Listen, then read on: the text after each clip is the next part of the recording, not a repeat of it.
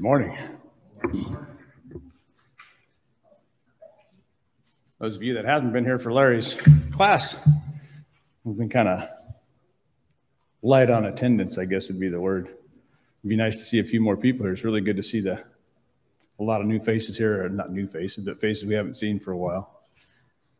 But back to Larry's class this morning, we've been talking about, in the last couple of weeks, we've been talking about the I am sayings of Jesus.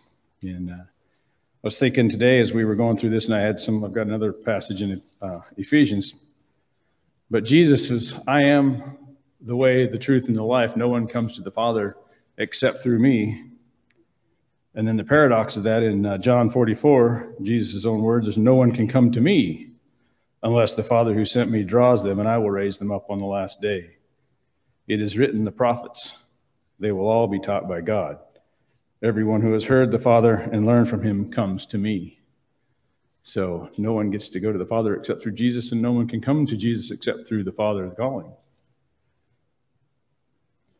But we've also been talking about the ways of the world and the grace. That's the main thing that the book is called grace, and it's the grace of given to us by our Father in heaven through Jesus Christ. And I'm going to read in Ephesians chapter 2, starting in verse 4. It says, but because of his great love for us, God, who is rich in mercy, made us alive in Christ, even when we were dead in transgressions.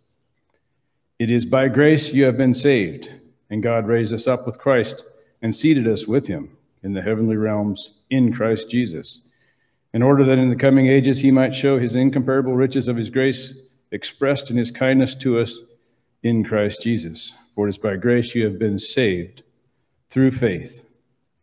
And this is not from yourselves, it is a gift from God, not by works, so that no one can boast. For we are God's handiwork, created in Jesus Christ, to do good works for God, which are prepared for us in advance. Let's go to our Father in prayer.